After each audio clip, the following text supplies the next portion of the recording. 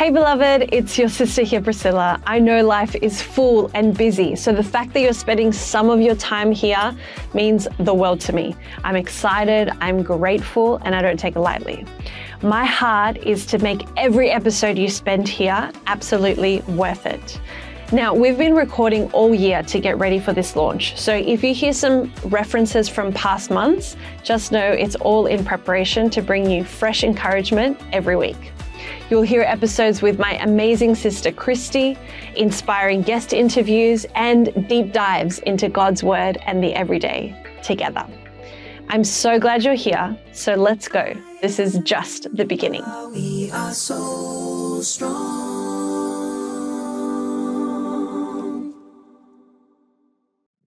All right. Welcome back. Hello. Wow, you actually looked at the camera this time. We are making progress. How you doing? Great. Yeah? Yeah. Enjoying a bit of chocolate? Yes, I've got my little chocolate. It was definitely a pregnancy grab in the shops. Didn't think twice, just looked at it and my hand was going for it before I even made the decision. Nice. So I'm excited for this episode because we're talking about relationships. Yeah. Which, and not just any kind of relationship. No. What kind? The romantical one. The romantical the one I have with my husband. And the one that we just want to encourage people on to even just have conversations about relationships and things like that. Yeah. So we're going to do our swingy thing. But we're going to do it a bit differently this time because we sure are. We actually went through the questions to look for some to do with relationships. So we've pre-selected the questions. Yes, we have. So we're just going to pretend that we've spun the wheel. Spun. Okay, so first question, what's the I don't know, should we do like with our husbands or should we just do in general? Like anything we may have ever experienced? Well, I guess it depends on what the question is, but they're all like nice. They're fine. Let's just do husband ones. Okay. So what is the most or one of the most romantic things your husband has ever done for you? Oh, gosh. My husband's not the most romantic person. I'll just put that out there. Probably when we first started dating, every time I would come back to the house, he would have cut something up for me. He did this whole paper scavenger hunt to ask me out to date. So cute. I remember that. Yeah. I have visceral memories of that. Visceral. Yeah. Like physically, I remember everything. Yeah. Yeah. So the way that he asked me to be his girlfriend was he sent me on a scavenger hunt around the house. And that was my tank was when he did that, filled. I was like, this guy knows her. Knows me. Yeah. Yeah. Because it was just one exciting thing after the other, clues, mystery. Yes. Yeah, so, yeah. And then I think I planned our wedding day, but then he planned the honeymoon. Yeah, and to this day, I just think he planned the best part of our whole marriage ceremony. And it was 2 weeks in Thailand and we just had an amazing honeymoon and the stuff that he picked. Actually, the first week, it was every day we were going to a safari and we were going to a museum and shopping. And I was I'm so tired. Are we going to at some point rest? And he was next week when we went to Phuket, which was the resort. Yeah. He's I've planned nothing. We're just going to chill and all of that. So it was awesome. Yeah. It was. So cool. It just that's probably a pretty romantic thing because it was all stuff that I loved. So yeah, that's so cool. What about you? I feel like Reggie's not really a romantic guy, but it's not he's not doing things for me. It's just he's not a red roses and planned surprise things and he's not that kind of guy. No. But I think I actually mentioned this in the first season of Soul Strong when we talked about relationships then. Oh, that's right. We did a singleness. I think we were just married. Oh, that's right. That was the newlyweds episode. Yeah, that's right. And he still does this even now. Not as frequent, but he still does it. He leaves little notes in the morning. Aww. And it's like on a Post-it or on the back of an envelope, like mail or on the menu or whatever. And he just leaves it for me. In the mornings, I'll wake up to a little letter or something, and that's really sweet. I love that. That is I've kept really sweet. pretty much nearly all of them, and I've got a little book of all of the ones he gives me. He even wrote it on the back of one of my seeds one time, like the packet of my seeds. Oh. And I was like, oh, I have to plant these. So I was like, it's okay. I'll keep the packet. I'll keep the packet. Immediately goes to the practical side of it. Like, this doesn't work. But no, I kept it anyway. So yeah, that's something that's really sweet that he does. That's awesome. Yeah, I'm also not like an overly, I need big romantic gestures kind of girl. Like I actually am fine with everything being low key, but every now and then he'll do something special. Like he'll surprise me for Mother's Day. I think it was. He went and bought me like a massive fiddle leaf plant, a huge one that he found on Marketplace because I had just said, I need some big plants in the house. That's awesome. And so he surprised me, came home with that. Yeah. So every now and then he'll do something like that, and that's really sweet. So yeah. That's cool. All right, next question. This one's probably a very easy, quick one. Who would be the funnier partner in your relationship? He thinks he is, but I think I am. Hunter actually asked us that the other day. He goes, who's the funniest, muddiest sister? And Zane put his hand up, I put my hand up, and Hunter put his hand up. Like we all thought we were the funniest. So funny.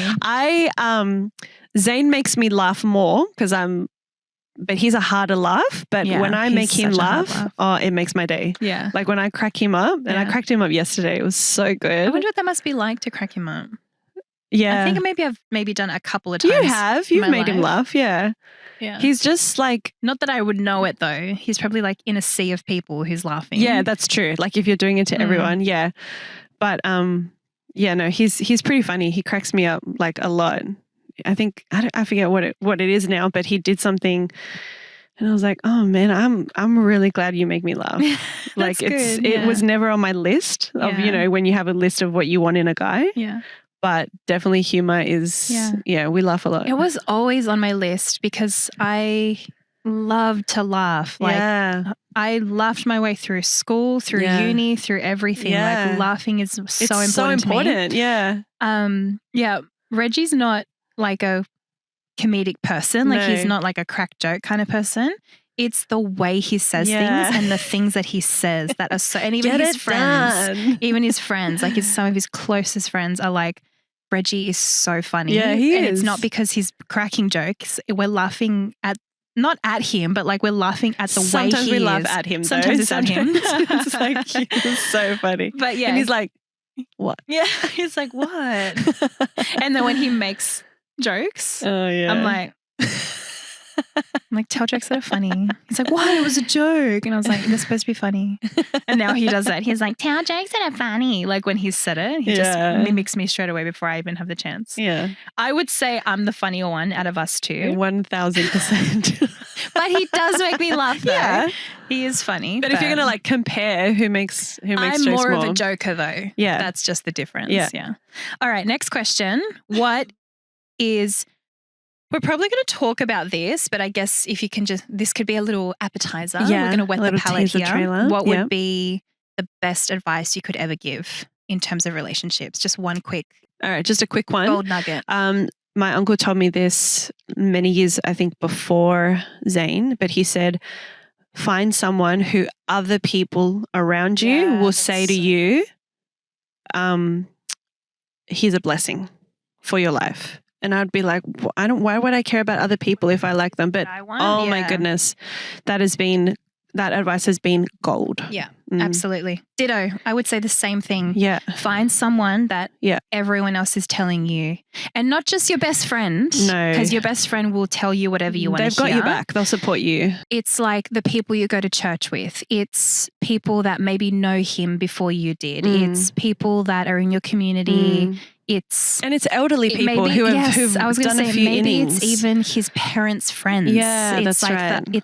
It's the generation before. Yeah. They were the ones that were telling me Reggie's good stock. Yeah. He's come from good stock. That's right. And that for me was the affirmation. He's actually good. He's not just I think he's good, but he's actually good. And then I remember the day when this same uncle said to me, I think this is the right one for you. Like this is a blessing. And I was like, oh my goodness. And then it just happened that in that time, lots of people were affirming, he's a good guy. Yeah. He's a good man. Yeah. There's a gentleness about him. There's something that I really appreciated that. When you have your community and the people around you asking you like, so you sure he's the one? Or is he the one? Or you think you're going to get married? Do you see yourself getting married to him? That's when I got a lot of that with my last relationship. I didn't get a lot of, he's a good guy. He's a good man. Okay, cool. Last question.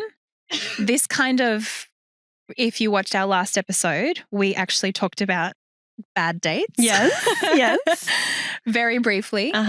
If you could have a dream date, anywhere, anything, what would it be? Okay. So at this point, just because it's something I've been craving lately, I would love to go see a musical because Zane and I, and you, the three of us have gone to see quite a few musicals. Yeah. But Zane and I love going to see musicals. And I've been thinking we haven't gone for ages. You should go see a matinee. Yeah. We went to see a show, like a matinee, and we had like brunch, we did some shopping, and then we watched the show. It was the best day ever. Okay. It was so good. You should go do it. Yeah. True, because I always look at the evenings because we've always worked. Yeah. Like we've always been working. But yeah, I think it'd be cool to go to a musical. And then there's this amazing restaurant in Sydney that we love. It's the Brazilian, the meat one. The meat one, lots of like meat. all you can eat meat. Braza. Yeah, that would be awesome. So good. And then just like, because honestly, and this is probably the piece of advice that I've given everyone, like you got to marry your best friend. Yeah. So that when you take away the physical, like not that you have to, but it will, like it changes over time. Absolutely. When you take all that away, can you actually hang out together and still have a good time? Like, is there awkwardness? Is there uncomfortableness? Yeah. And that's how Zane and I have seen each other. Like we are each other's best friends. Yeah. So just to spend a day with him, especially now because with 2 kids, we hardly ever get to spend quality long periods of time together. My friend made a joke the other day. She's got lots of kids, and she was just like, we're just joking around about like, they sleep in our bed and everything. Yeah. It's kind of like, see you in 5 years, honey. You know, I just like kind of call that out across the bed.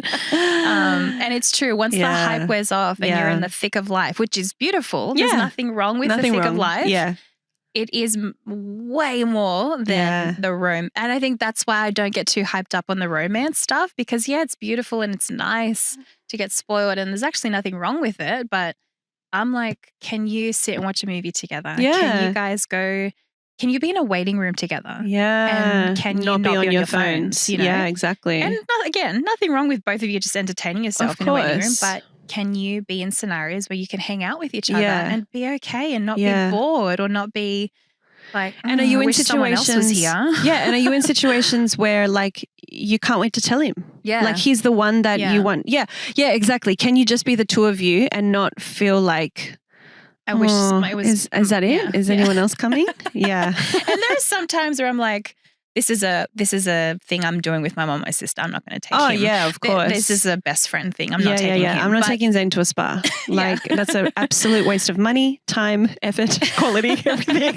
like not. But with you and mom, different story. Totally. And I think that's one thing that I learned from mum and dad was that they always talked about the friendship of the relationship and how important it was to be friends. And mum and dad have very similar values, but they have very different opinions about things. Yeah. And I think that's another scenario that I thought, okay, like having that friendship means that we have our values are similar, if not the same, but we have different personalities and the way we approach life. And so I think friendship is so, so crucial. And I would even go so far as to say, try not to build that physical relationship until you have a solid friendship. Yes. Because the physical relationship, it's actually going to get in the way. Yeah. It's really going to get in the way of stuff because it can make you feel like you're really connected with the person. But then if you don't have that, you don't have anything. Yeah. And that I would see that as a really sad thing, that if you can't actually have a conversation with the person and laugh together and have a good time, and then is it really a relationship or is it just a hookup? And I think that's actually a perfect segue into kind of kicking off with the episode. Yeah. This is actually something, being a teacher, you know, I actually just did a few lessons in our Christian life studies where we actually talked about relationships. And this was with our seniors. And one of the points we raised is that relationships, even the physical stuff, because we went in, like we did a deep dive into like physical stuff and like boundaries and what does the Bible say about it and all. It's not like movies. And so I think what you're saying is a perfect segue, not just in terms of like sex and all the hookup and all of that, but in every area of the relationship, there's a movie myth that I think as girls, as women, I know I definitely was sucked into it for most of my life. Yeah. Me since Aladdin. And I think I was like 12 or 13 when Aladdin came out. Aladdin, he did us wrong.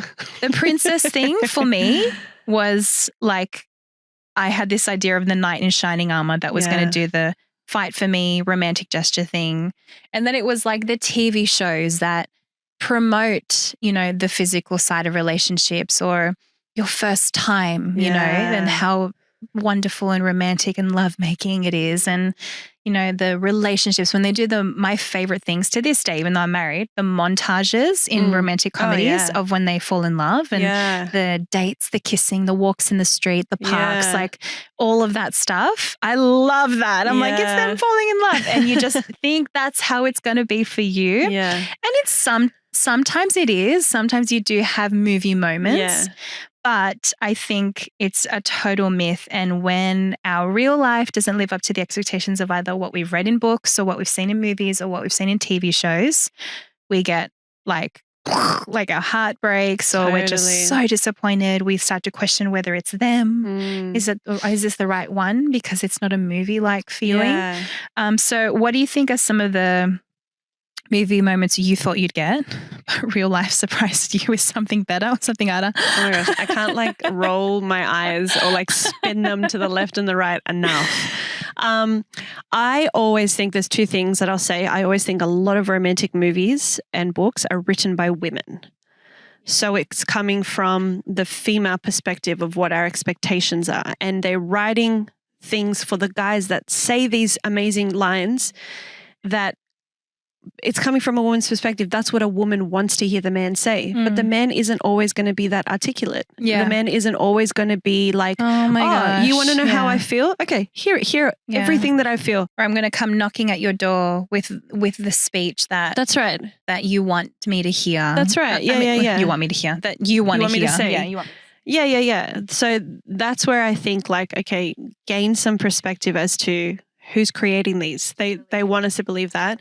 The other thing is that a lot of movies, and this is something that even Zane pointed out like a few years ago, he's like, why do the movies always end after they kiss? I know. When they finally get together, that's the end of the movie. I am waiting for the happily ever after movie. Yeah. Like I am waiting for someone to write a really good movie or a really good romantic comedy where the whole movie is like, it starts with them kissing, falling in love, and like the montage is the journey of how it started, the beginning. Yeah. And then the start of the movie is life, real life. Yeah. And not just like in my 20s. Like I want to see your 30s and your 40s. I want to see you raising kids. Yes. I want to see what it's like to retire together. I want to, you know, even if it's like a few different couples that we're following and we're watching the different seasons of life, I am waiting for that movie. And I don't know if it'll ever happen because I don't know if people want to see. And speaking of kids, I want to see a movie where there's adults with kids and the kids aren't totally rude and disrespectful to them as well. Or a ball and chain. Yeah. Where having a wife and having children is a ball and chain. It's holding you back. Because I feel like that is the joke Totally. that the wife is holding me back or holding me down, and the kids, they're always whinging about their kids. Always. And sure, I whinge about my kids. Yeah. But like a movie where they show that having a family and raising children is actually a beauty, and it's a wonderful thing, even though it's hard, but it's a wonderful thing. The amount of times that we've had to pause family movies and actually talk to Hunter because the behavior of the child is completely unacceptable. We were even just watching the new Lilo and Stitch. Yeah. And Reggie was like, she's a brat. And I was like, that's the whole thing. She comes from a broken home. Like even in the original, she's this lost kind of puppy trying to figure out herself. But he was like, she's a brat. I was like, I know she is a brat. I just want to see, like, I wanted to know, okay, you've gotten together. So how do you make the relationship like work? Yeah. And obviously there's plenty of movies that go through that. Like it's like the marriage or the partnership and stuff. But I think from very early on, we are kind of brainwashed into this thinking that it has to be about the romance. It has to be about the spark. It has to be about essentially what you feel. And something that we've come to learn after many years in marriage, and for a while now, this has been our motto, that love is a choice. It is not a feeling. So we are choosing to love each other every day. And there are days when we do feel like it, and there are days when we don't feel like it. And I think that's what the movies or social media or whatever culture you want to talk about, like they portray this thing that it's so based around your feelings that if you don't feel like it anymore, take the exit ramp. That's right. And I think that's why I'm just saying this as like a precursor. Yes, there are valid reasons why some marriages need to end and all that. I don't ever want people to think like, but you know, what about this situation? Yeah. Yes, okay, absolutely. And there's some real safety issues as well. And there are some very real reasons why sometimes some partnerships shouldn't be anymore, or it just doesn't work. Yeah. But I just think in general, it's just made it so easy to get out. Like there is an opt-out option. Yeah. And always. I just think it's just where the wrong message has been marketed with that.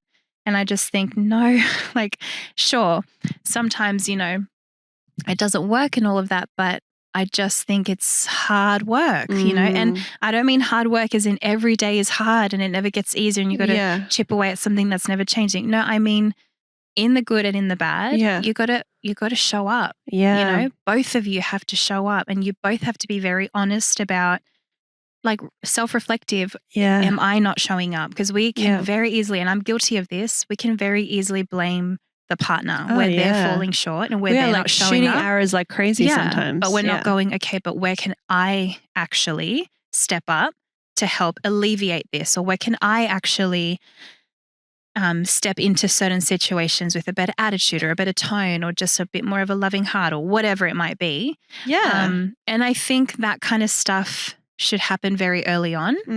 The kind of conversations we have when we're dating. I don't think you have to have everything worked out when you're dating. You shouldn't put that pressure on yourself.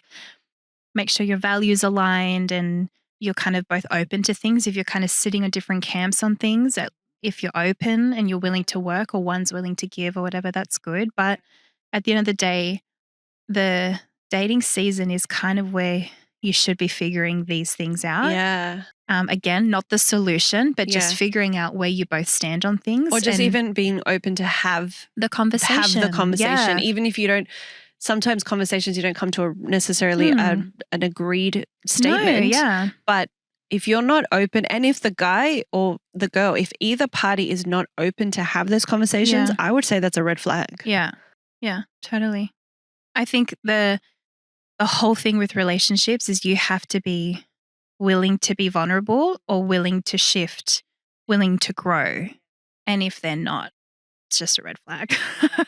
and not necessarily that they're a bad person, but maybe they're not your person.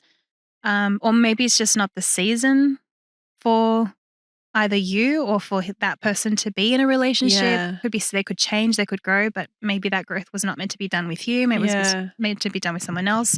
I remember when Reggie and I were dating, there were lots of things that we kind of opened it and really got into it and talked about things. And I loved that we were able to have really big, deep conversations about our future, because we were raised in different households. We came from different cultures, not like ethnic cultures, like as in societal cultures. Yeah, and ethnic cultures and too. ethnic cultures too, but like lifestyles were different, you know, not just, and we were both raised in Australia, you know, but lifestyles were very different. And some things we came to conclusions, and we found solutions and we compromised. And some things we didn't. Some things were like, okay, we've started the conversation. We're both willing to work on it, but we don't have the solution yet. That's a journey conversation where over time, as we grow, as we develop, and also as God moves and as God touches our hearts and as God transforms us, we will get to a point where we find common ground, or we find either the compromise or one gives or whatever it might be. Yeah. And it's also just like maturity happens as well. Like you get older and you do view things differently. Yeah. Just going back to the whole like the myths, I guess, is that something that I think I've told so many people that are engaged. Like as soon as they're engaged, I feel like it's my mission to tell them. I feel like I've seen you say this, or I've heard you say this. Yeah. I'm like, the wedding day is one day. Oh.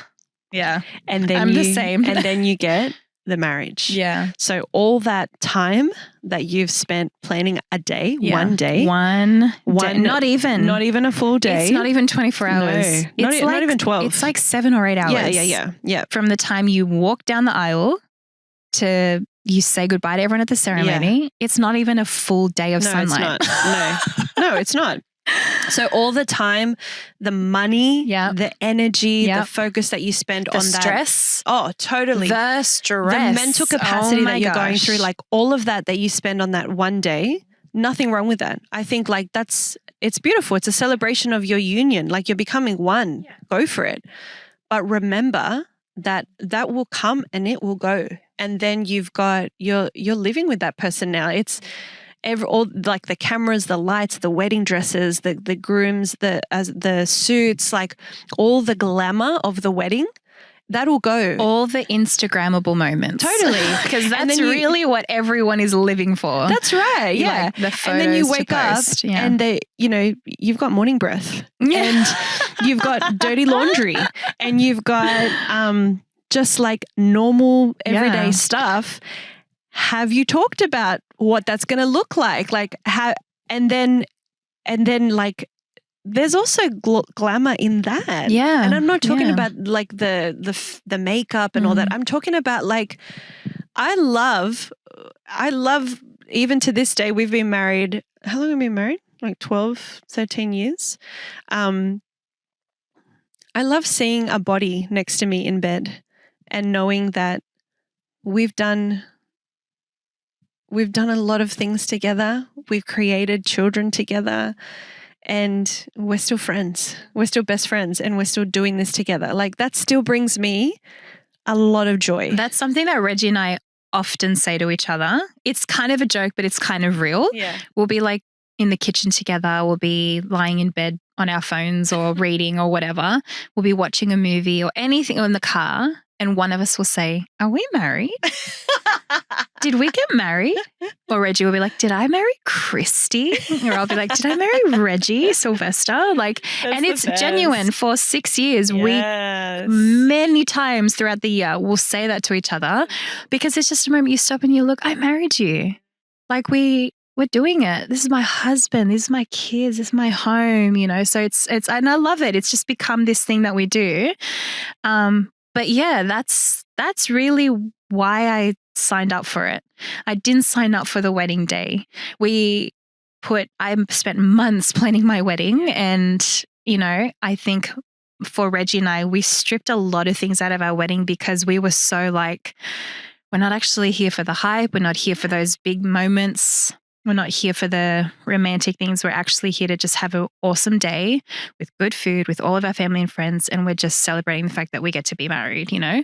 That was our focus. And so it was a much more chilled, relaxed wedding. Yeah. I still stressed like crazy and I was still so stressed in the morning and whatever, because I think that just comes with that just comes with the day, I think. But I remember, a stressful thing. It is. Yeah. There's a lot of pressure. And There's if things so go much wrong, pressure. for whatever reason, we think we have to stress about it. And people say that you're not actually planning the day for you and your husband. No, you're planning it for the planning 200 for people everyone else. or however and many that's people you something invited. that we were I like, hate that. we were we had a grudge about that we just couldn't believe that the whole day was not really even about us. It was about everyone else's expectations, even our parents. Like everyone had a say. Everyone wanted something in a certain way, or maybe you should do this. Yeah. And I just remember, and I'm saying this because it leads back to the day versus the relationship. Sure.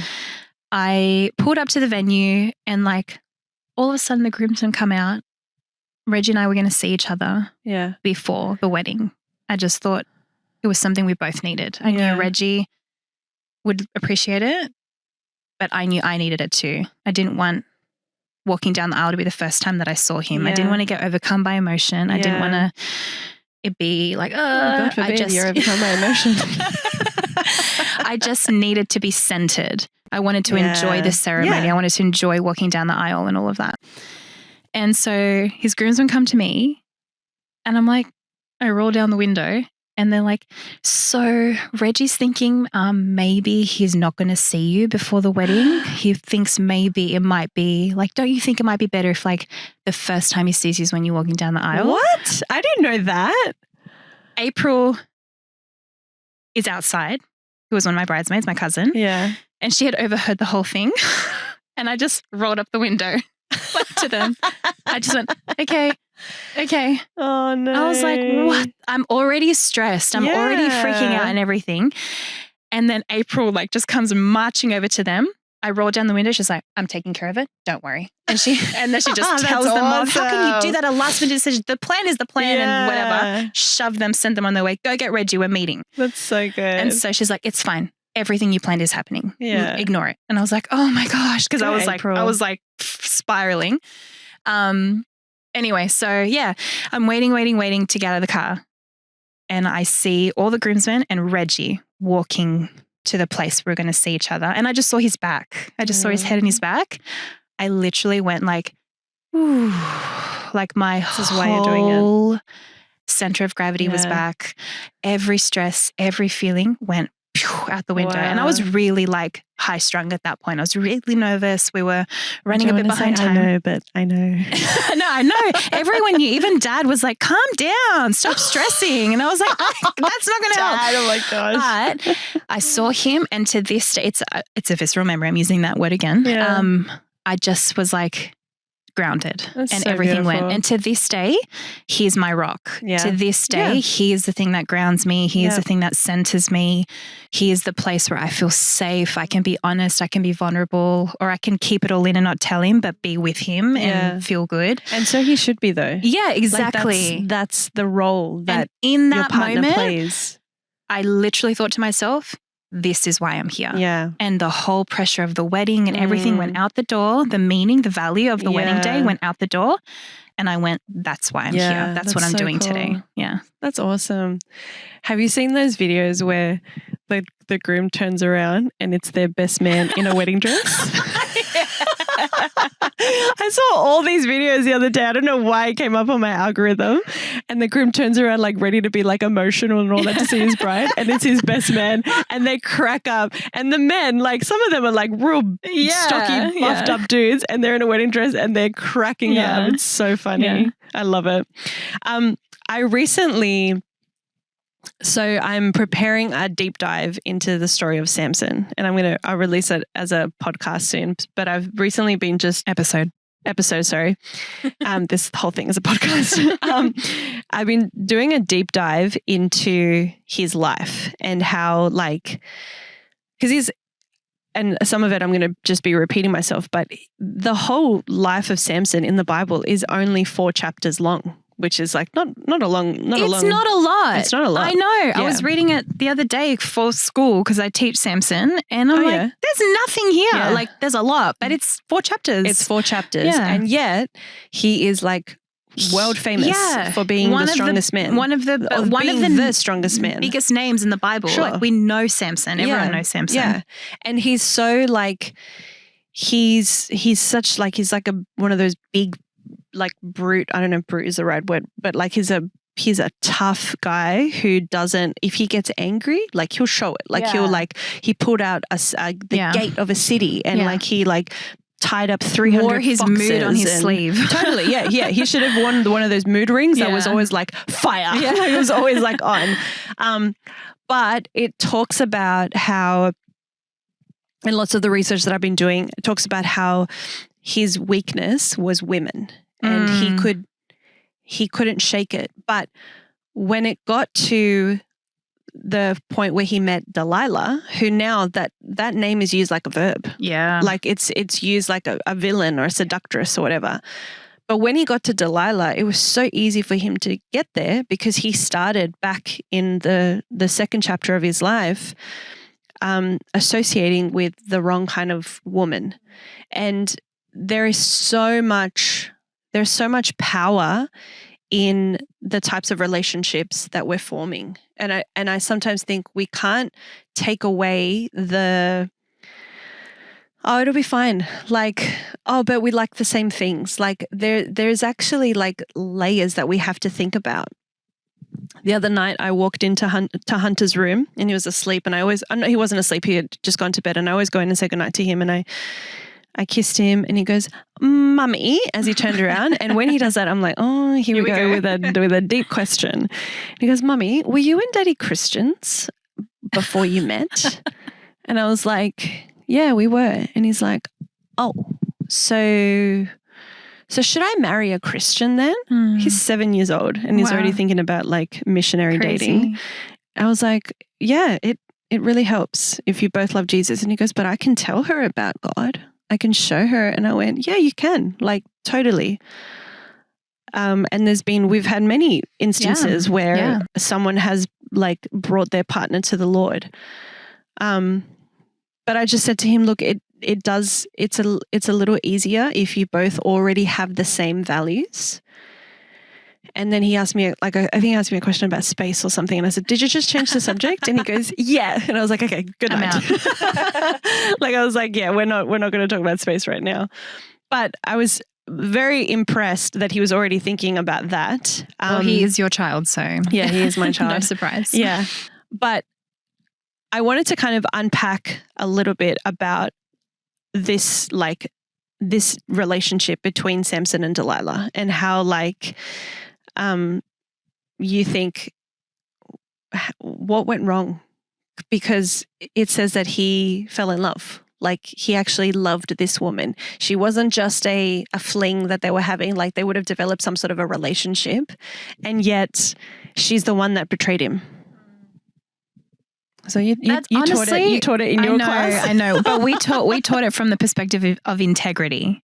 Well, and how still has a lot to it, and how also God is merciful as well. That even if sometimes your integrity lacks, you could be chosen, or you could be, doing what you think is right or on a good path or whatever. But then something either from your past or in your weaknesses or your vices or whatever lets you down. God is merciful and He is redemptive. And He is, yeah. And it was more so just like a case study of someone from the Bible.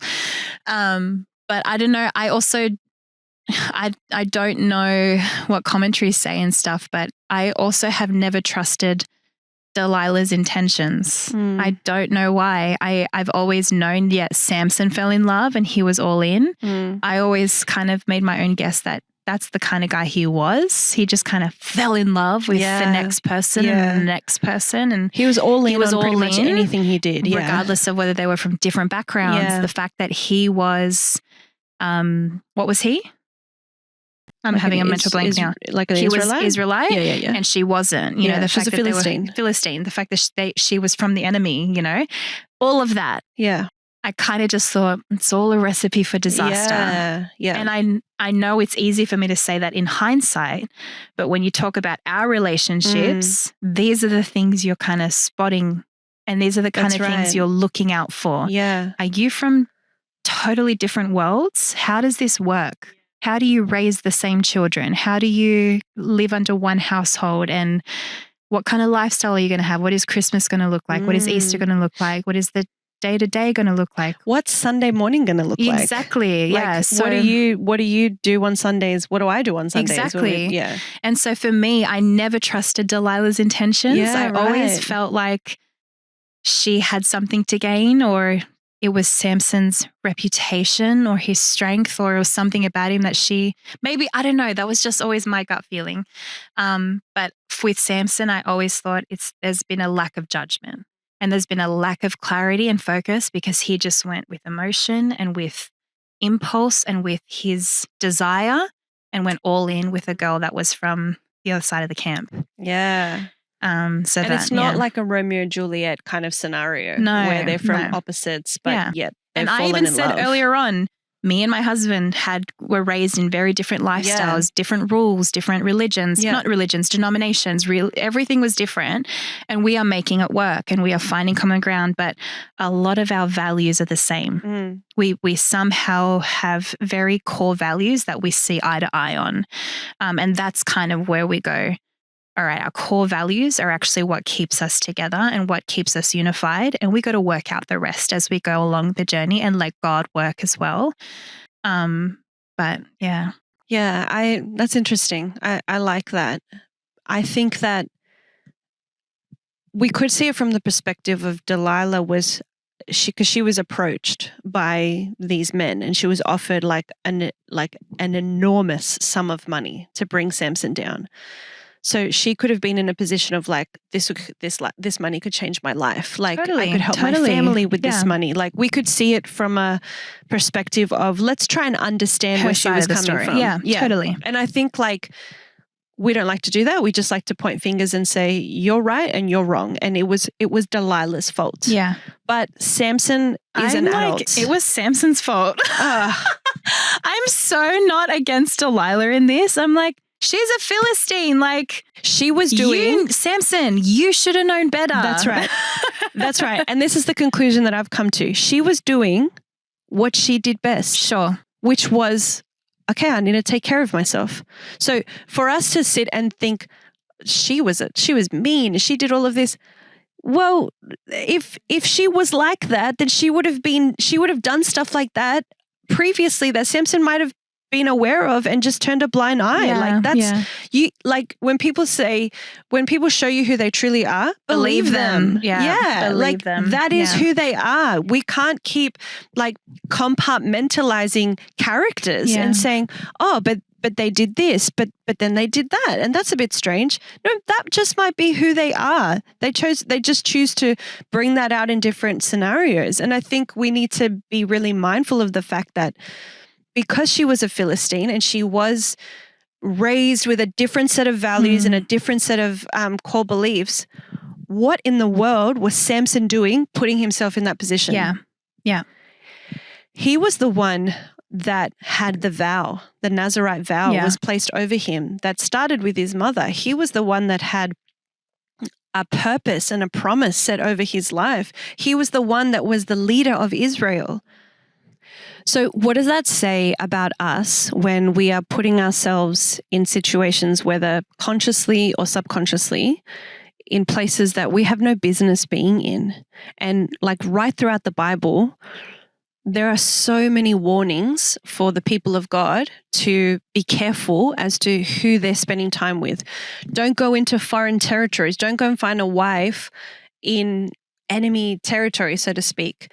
And that doesn't just speak to the romantic relationships, but it's also speaking to the friendships, the people that we're traveling through life with. Which I think affects the romantic relationships. Yeah. And I think this isn't just something for people who are just dating. I think even in marriage, I think it's important to be mindful of the situations you're putting yourself in, the friends you're keeping, the things you either choose to do or not do.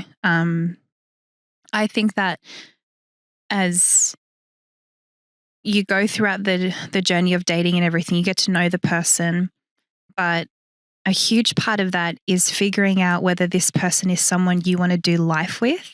It's not just about the hype or the fill the void of companionship. Yep. It's actually someone that you got to lean on and they have to lean on you. And it's someone you've got to make financial decisions together. You have to make maybe potentially business decisions together. You have to make parenting decisions together. There is so many more layers to who you're with.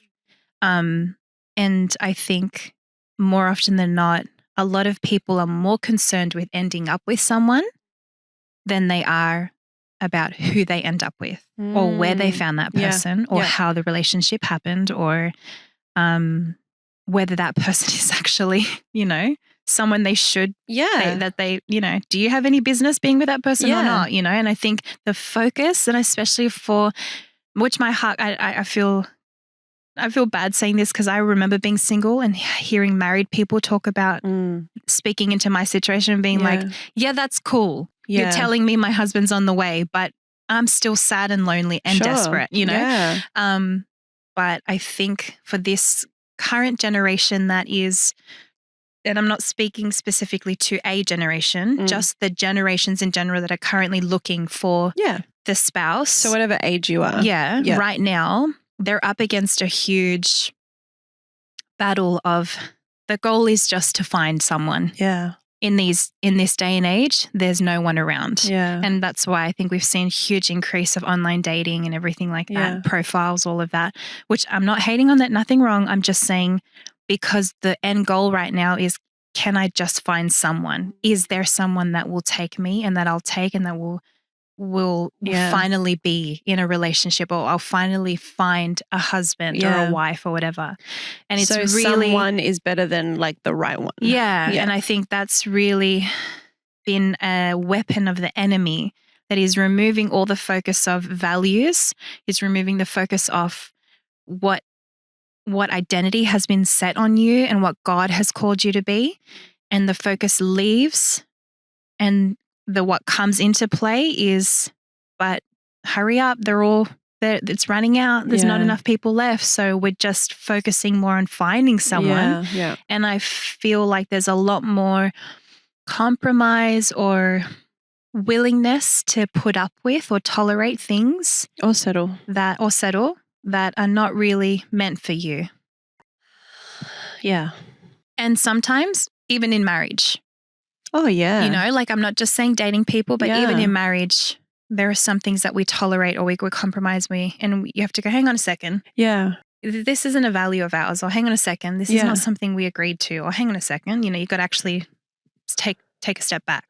So being careful of your surroundings, like be picky with your surroundings. Like where are you finding yourself? I also want to highlight like that there's something about, I was thinking about this yesterday, like because Samson was a leader, what could have happened if he had found a woman who was wanting to be on the same page as him? Like how much goodness could they have created? Yeah.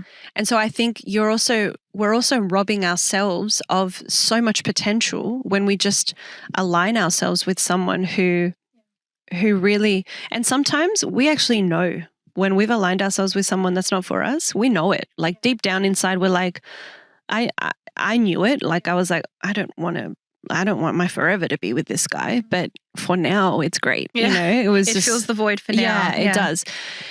And so, but I think like, what could you do when you bring two people together? And what can God do when two people come together and one of their core values is building the kingdom, and it looks different in different ways. But those kind of couples, they're goals for me because they're both rowing the boat in that direction. It doesn't mean that life is perfect or you don't have any problems. Like that's a lie from the pit of hell that you're not going to ever have problems. But it does bring a beautiful purpose to your life when you're on the same page about where you're trying to go. Totally. And that really matters. I just think though it's important to say that I know that for a lot of relationships, like, not everyone is like both Christian. Yeah, and of course. You have one that is and one that isn't, or maybe one that kind of believes but doesn't really practice it, and then one that fully believes and practices it and all of that. Or you have some kind of, sometimes it's, one of the parties in the relationship, their relationship is kind of surface level, or I've always been a Christian, but I've never had that deep encounter with Jesus, and I don't have that kingdom mind.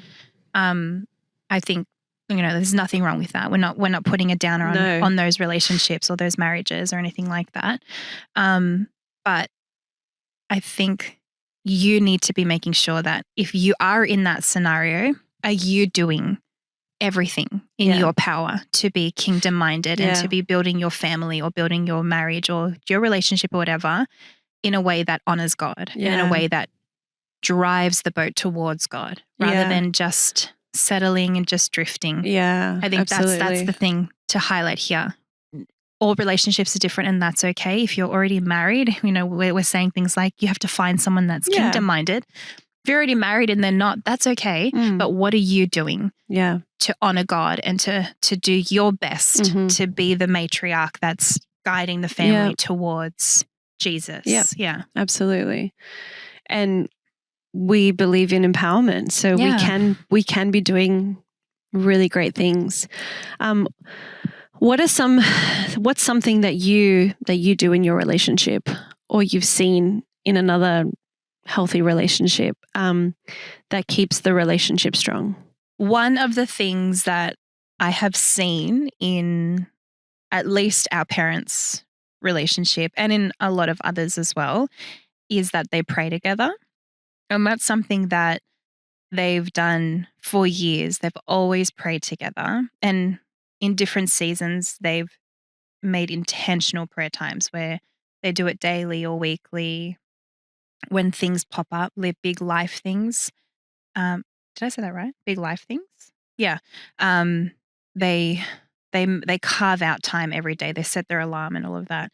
And I know that that's something that they've been doing recently, and just hearing them talk about the shift in their relationship and the shift in their focus and their perspective as individuals as well as a married couple, it is a powerful thing. It's a really powerful thing. And I think that that's something that I strive towards. I don't think that's something that we have that down pack, the praying together.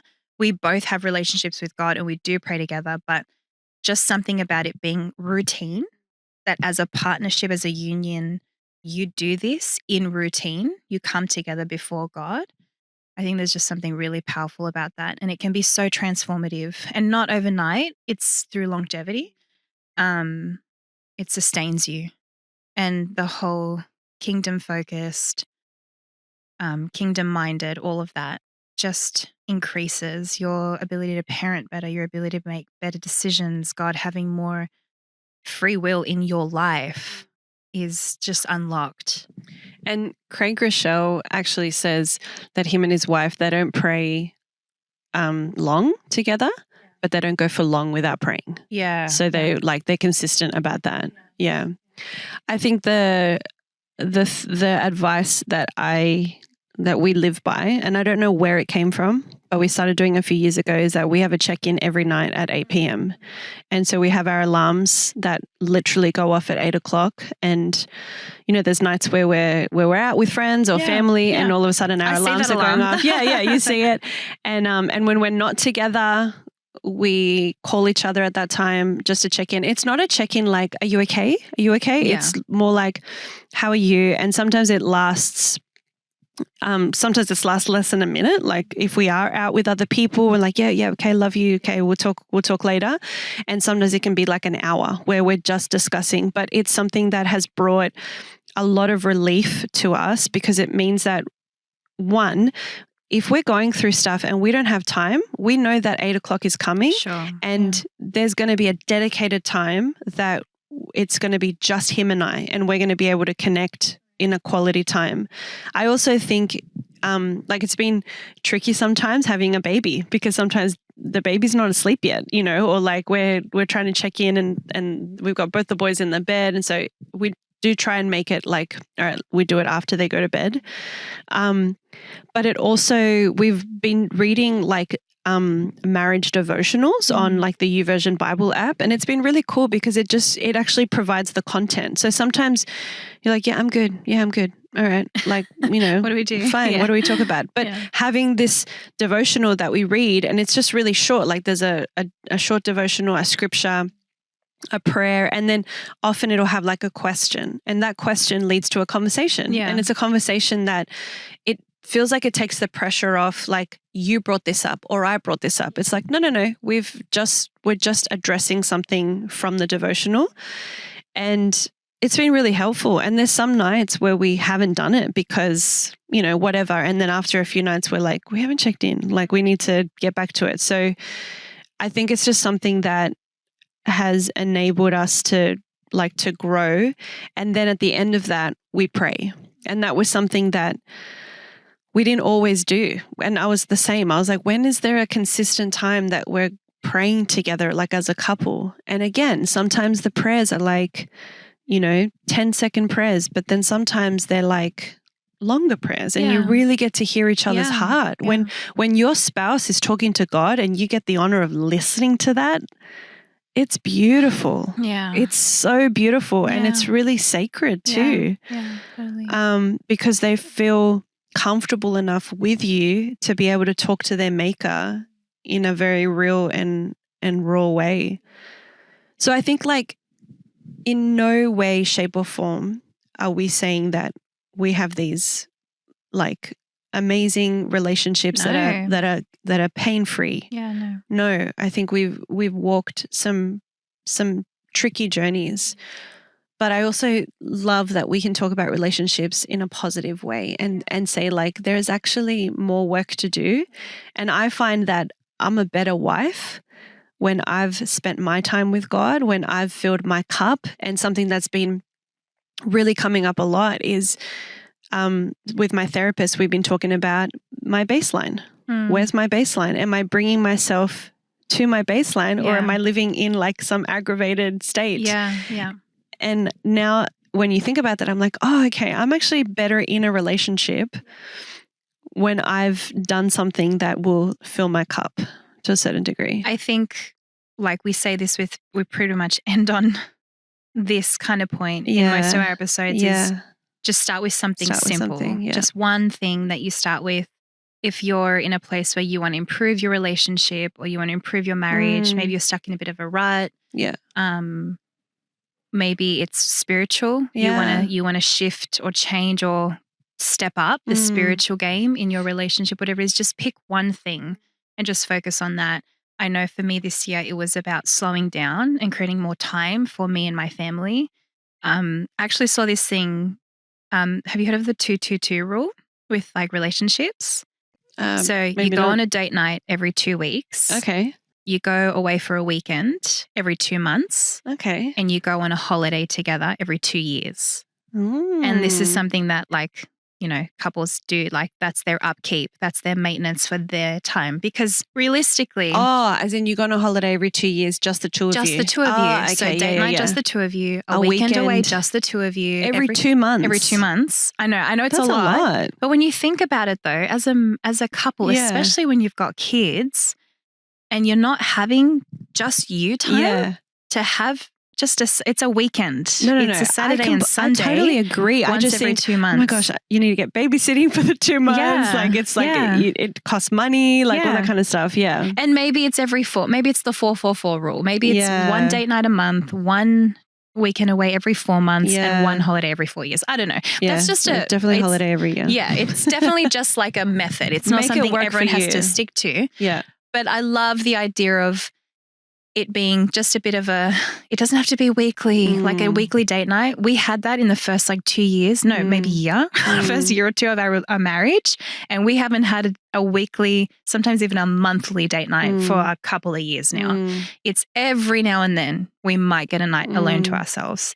But yeah, I just think just having some kind of a goal, or if you go to your yearly calendar and just put 4 dates in where that's a date night or that's a weekend together or whatever. Just something simple to bring it back to you two, because we get married, but you just don't stop dating. Yeah. And like we said, we're not perfect. We stopped dating like many times. We stopped dating. We stopped studying each other. We stopped reading each other and what do they need? What sweet little thing can I do for them? Being or curious what about can we them. What can we do together? You know? Yeah, totally. When I talked about the matinee, that was like coming out of a really busy season of quite a few months straight, and work was intense for both of us, and everything was just really mundane. Everything was really bland, and we were both just trying to get through. And we were basically just glorified roommates with kids, and life was still good, but it was very just blah, you know? And then I was like, okay, we need to do something for us. And I planned that day and I booked tickets and we went to Sydney. We spent the whole day together. That honestly, that one day shifted things for us. So like good. just shifted things for us. And even my husband was like, it's just giving me a bit of perspective on like what we're really doing in our marriage and our kids, and just having that time, just me and you, coming back to basics, you know, like back to what matters and all of that. So just find one thing, one thing that you need that is either not working in your relationship, or even if you're just dating, find one thing and just make work an on effort that. and make an effort, because they are your person. Yeah. So if we make an effort for everyone else, like for our work, for our church, for our family, whatever it is, we should make some sort of an effort for our loved one. Thank you so much for listening. We're building the kind of space we've always wanted to be a part of. A community where women can feel and think and laugh and maybe even shed a few tears. This is where real life meets real faith, and shared lived experiences plus open hearts will remind us that hope is always within reach. Our prayer is that every time you press play, you'll walk away lighter and stronger and ready to step into everything God has for you. So thank you again for being here. You are stronger than you know. Sending love, peace, and a little sparkle. If you loved today's episode, we would love if you would share it with a friend, and join us at soulstrong.com.au. Remember, we are better together. I am, you are, we are so strong.